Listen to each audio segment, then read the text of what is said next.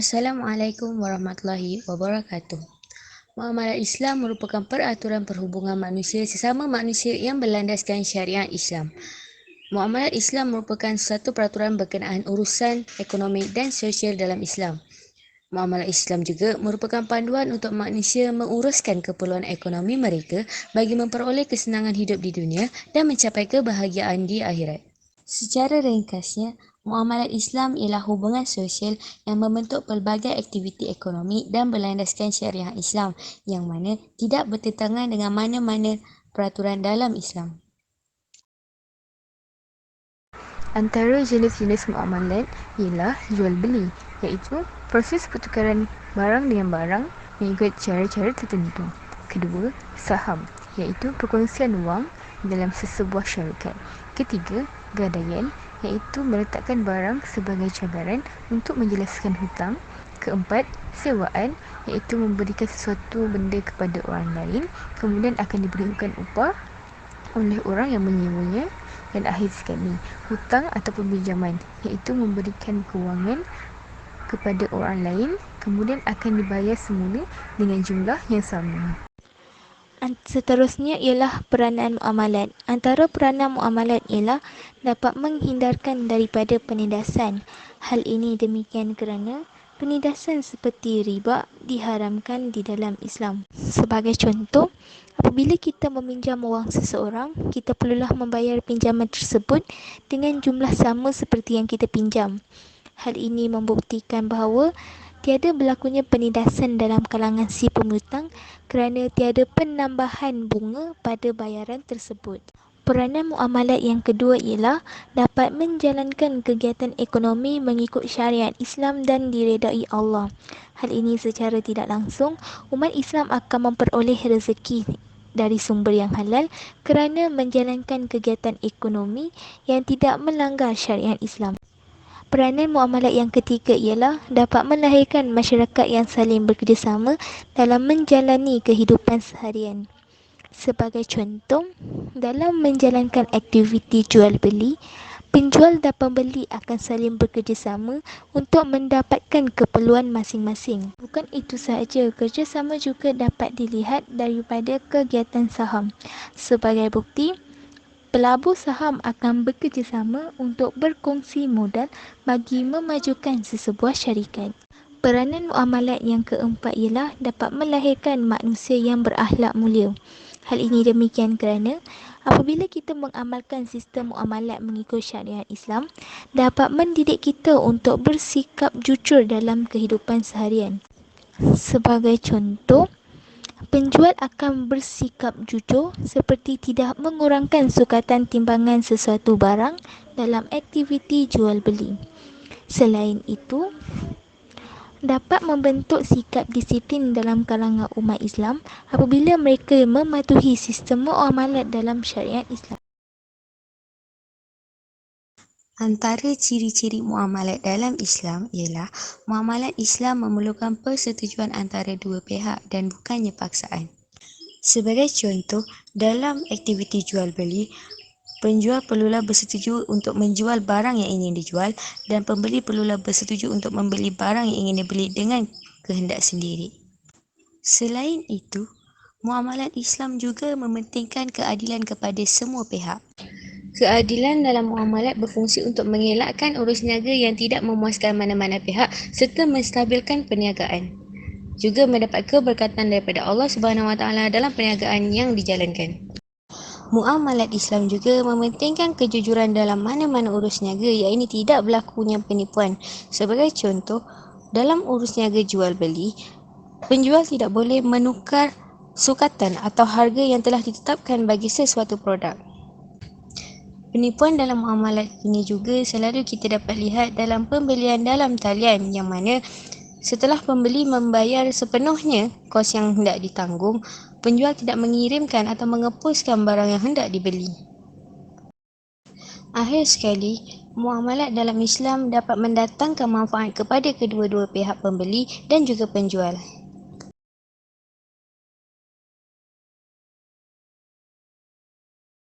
Maksud sistem muamalat konvensional ialah ekonomi yang dijalankan tidak bersumberkan wahyu. Hal ini demikian kerana segala ketetapan dan peraturan yang digunakan semasa pelaksanaan sistem muamalat konvensional lahir daripada pemikiran manusia yang boleh berubah pada bila-bila masa berdasarkan pengalaman atau maklumat baru.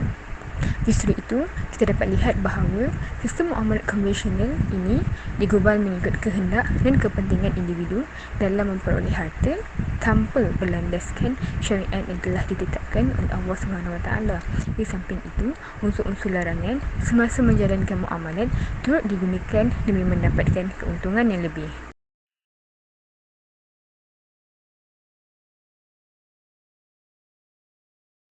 Perbezaan antara sistem muamalat Islam dan sistem muamalat konvensional secara umum. Perbezaan yang pertama ialah dalam sistem muamalat Islam, tiada unsur penindasan yang boleh membebankan umat Islam.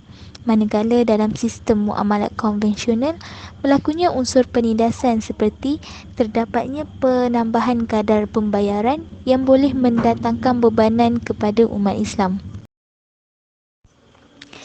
Perbezaan yang kedua ialah sistem muamalat Islam mengikut ketetapan dalam Islam. Sebagai contoh, dalam sistem jual beli, barang yang dijual perlulah halal dan bermanfaat. Hal ini menunjukkan bahawa sistem muamalat Islam tidak akan melanggar hukum yang telah ditetapkan oleh syarak. Manakala sistem muamalat konvensional pula berdasarkan pemikiran manusia dan fahaman kapitalis. Fahaman kapitalis merujuk kepada sistem ekonomi yang cenderung kepada pengumpulan wang yang bermatlamatkan keuntungan semata-mata sehingga sanggup mengabaikan segala ketetapan yang telah disyariatkan di dalam Islam. Perbezaan yang ketiga ialah sistem muamalat Islam menggalakkan setiap individu untuk membantu satu sama lain.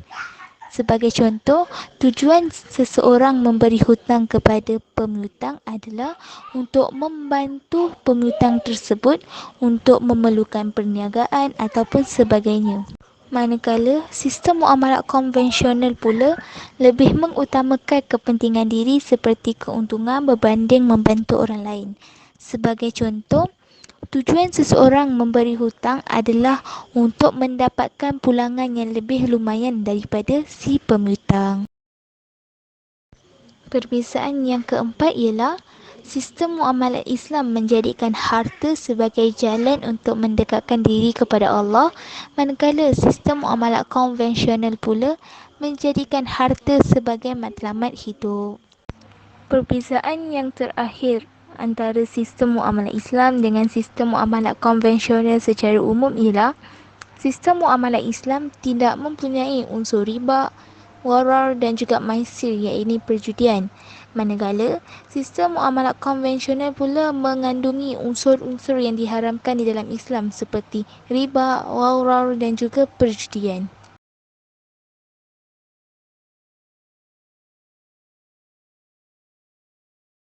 يا أيها الذين آمنوا لا تأكلوا الربا أضعافا مضاعفة واتقوا الله لعلكم تفلحون.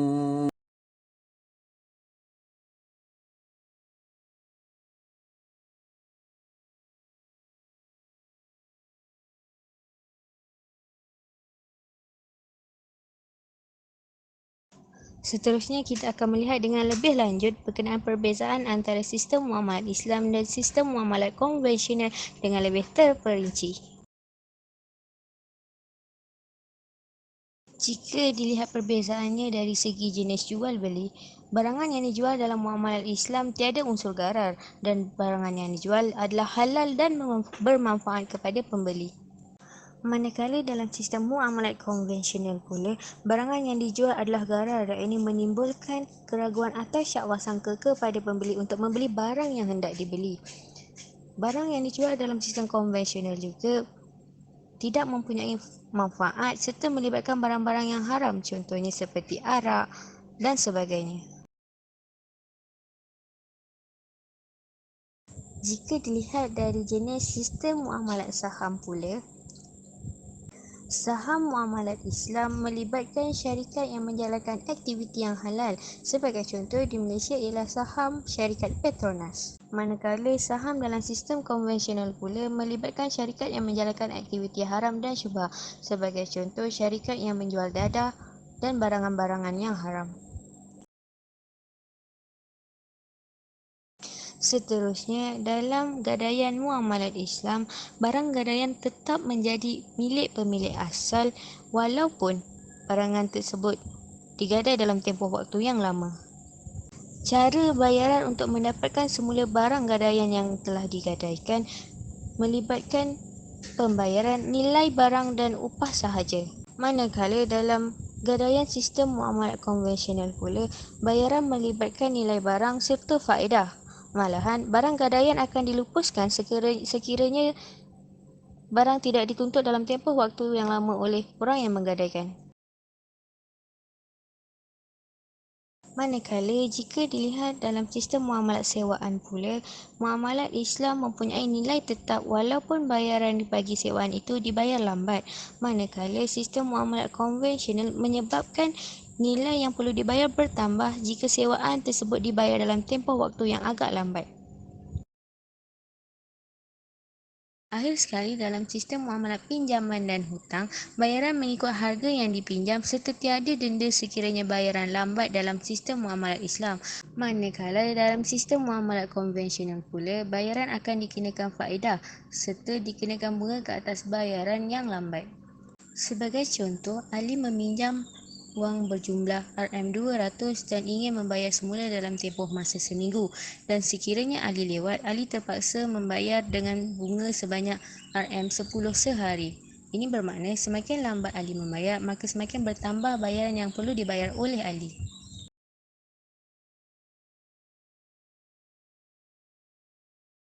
Antara isu permasalahan masa kini yang berkaitan dengan sistem muamalat ialah Forex. Forex ialah aktiviti membeli mata wang nilai asing ketika nilainya rendah, kemudian menjualkannya semula ketika nilainya tinggi.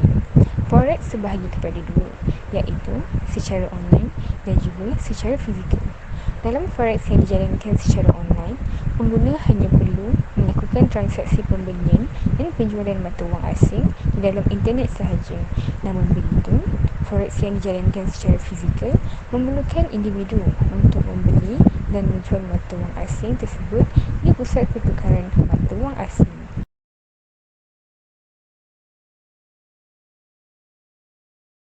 Antara sebab forex dijadikan sebagai isu permasalahan masa kini dalam muamalat Islam adalah yang pertama, aktiviti forex dianggap sebagai judi, iaitu bertaruh ke atas duit. Ini kerana pemain akan membeli sejumlah wang yang besar semasa nilai mata wang asing sedang jatuh, kemudian mereka akan menjualnya semula semasa nilai mata wang meningkat. Jelaslah bahawa aktiviti ini mempunyai unsur perjudian, iaitu individu menggunakan duit untuk mendapatkan keuntungan secara mudah. Kedua, sumber duitnya yang gharar. Hal ini demikian kerana kita tidak dapat mengetahui duit yang diperoleh datang daripada sumber yang jelas, terutamanya apabila forex ini dijalankan secara atas talian. Ketiga, terdapat kemungkinan bahawa forex turut melibatkan urusan jual beli dengan syarikat yang haram. Hal ini kerana kebanyakan forex melibatkan mata wang dolar Amerika Syarikat. Oleh itu, seperti yang diketahui umum, negara tersebut bukanlah sebuah negara Islam. Justru itu, ini membolehkan dan akan mengakibatkan wang yang diperoleh itu datang daripada sumber yang haram. Keempat, aktiviti forex ini turut melibatkan riba, iaitu nilai mata wang yang tidak menentu akan menyebabkan satu pihak mengalami kerugian, sekaligus pihak kedua akan mendapat keuntungan daripada perkara tersebut.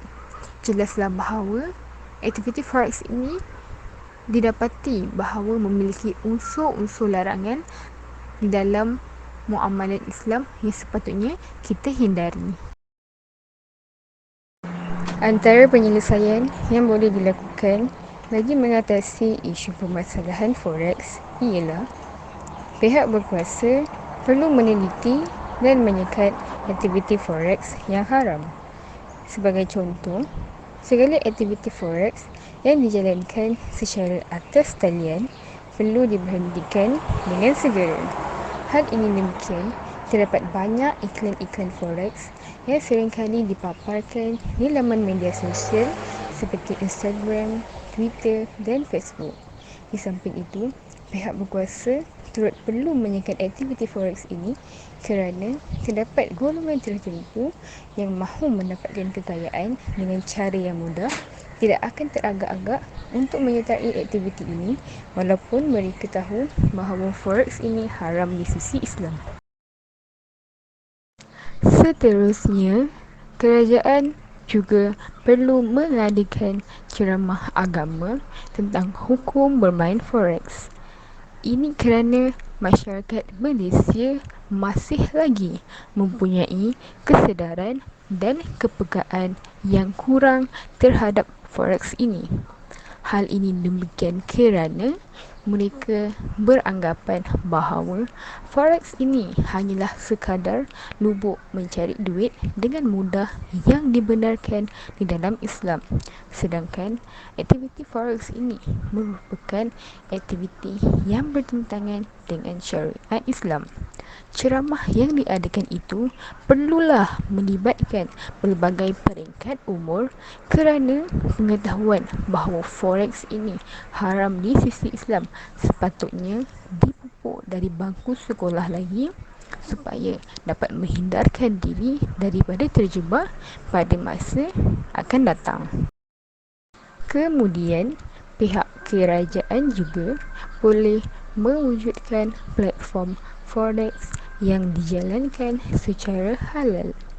Sebagai contoh, forex ini boleh dijalankan antara negara-negara Islam seperti Kuwait, Qatar dan Saudi Arabia yang merupakan negara-negara besar, maju dan kaya. Justru itu dapat memberi jaminan bahawa sumber kewangan yang diperoleh datang daripada sumber yang halal. Sekaligus dapat memastikan unsur riba dan gharar tidak digunakan dalam aktiviti forex yang dijalankan kerana negara-negara tersebut mengamalkan prinsip muamalat yang mengikut syariat Islam. Akhir sekali, pihak berkuasa perlu menguatkuasakan undang-undang dengan mengambil tindakan dan mengenakan hukuman kepada mereka yang menyebarkan aktiviti forex secara haram ini. Hal ini demikian kerana masyarakat kita mudah terpengaruh dengan perkara-perkara yang melibatkan cara mudah untuk mendapatkan duit. Jadi, apabila individu yang tidak bertanggungjawab ini dikenakan tindakan yang sewajarnya, mereka akan berasa serik untuk menghasut orang lain bagi menyertai aktiviti forex ini. Sekaligus, kita dapat membendung masyarakat daripada terpedaya dengan hasutan-hasutan mereka. Antara permasalahan masa kini ialah online shopping. Online shopping merupakan urusan jual beli yang dijalankan secara atas talian. Antara isu yang wujud dalam online shopping ialah berlakunya penindasan apabila pembeli tidak menerima barang yang dibeli walaupun telah melunaskan semua bayaran. Maksudnya di sini, penindasan yang berlaku ialah penipuan. Pembeli ditipu oleh penjual apabila penjual telah menerima semua bayaran tetapi mereka tidak menghantar barang tersebut kepada pembeli. Di sini menunjukkan bahawa berlakunya penipuan dalam pelbagai aspek iaitu aspek barangan dan juga aspek harga. Bukan itu sahaja, online shopping juga mengandungi unsur gharar apabila sesetengah penjual tidak memberi maklumat yang terperinci berkenaan barangan yang dijual sama ada diperbuat daripada sumber yang halal ataupun haram. Hal ini secara tidak langsung akan menimbulkan keraguan dalam kalangan para pembeli kerana mereka tidak memperoleh maklumat yang jelas berkenaan barangan tersebut. Bukan itu sahaja. Isu yang terdapat dalam online shopping juga ialah barangan yang diterima tidak berkualiti dan mudah rosak. Sebagai contoh, pembeli telah membuat pembayaran sesuatu barangan pada harga yang tinggi. Namun, barangan yang diperoleh tidak bersesuaian dengan harga yang telah dibayar kerana barangan yang diperoleh merupakan barang tiruan yang tidak berkualiti dan mudah rosak. Antara penyelesaian yang boleh diambil bagi mengatasi masalah yang wujud dalam online shopping ialah kerajaan perlulah menguatkuasakan undang-undang seperti mendenda penjual yang tidak membuat penghantaran barangan yang telah dibeli kepada pembeli. Dengan ini, penjual akan berasa takut akan hukuman tersebut dan mereka tidak akan mengulangi lagi kesilapan menipu secara atas talian. Seterusnya, pembeli juga perlulah mengetahui hak pembeli supaya pembeli mengetahui langkah yang perlu diambil apabila mereka ditipu. Sebagai contoh, pembeli perlulah menguasai peraturan perlindungan pengguna dan akta perlindungan pengguna untuk mengelakkan mereka daripada melakukan sebarang kesilapan sewaktu membeli barang secara atas talian. Pembeli juga perlulah mengetahui talian-talian yang boleh dipercayai seperti Pusat Khidmat Aduan Pengguna Nasional, Kementerian Perdagangan Dalam Negeri, Koperasi dan Kepenggunaan serta lain-lain supaya mereka dapat menghubungi talian tersebut apabila mereka ditipu. Antara penyelesaian yang boleh diambil oleh penjual ialah penjual perlulah memaparkan maklumat yang terperinci berkenaan barangan yang dijual supaya pembeli jelas akan sumber barangan tersebut. Dengan ini, pembeli tidak akan berasa ragu-ragu untuk membeli sesuatu produk kerana produk tersebut tidak mengandungi unsur gharar. Penyelesaian yang selanjutnya ialah pembeli perlulah mengetahui harga pasaran sesuatu barangan supaya dapat mengelakkan pembeli daripada membeli barang tiruan pada harga yang rendah. Hal ini demikian kerana kebiasaannya pembeli akan terpengaruh pada barangan yang menawarkan harga yang lebih rendah. Oleh itu, untuk mengelakkan pembeli daripada membeli barangan tiruan pada harga yang rendah, mereka perlulah mengetahui harga pasaran sesuatu barang supaya mereka dapat membeli barangan yang benar-benar berkualiti.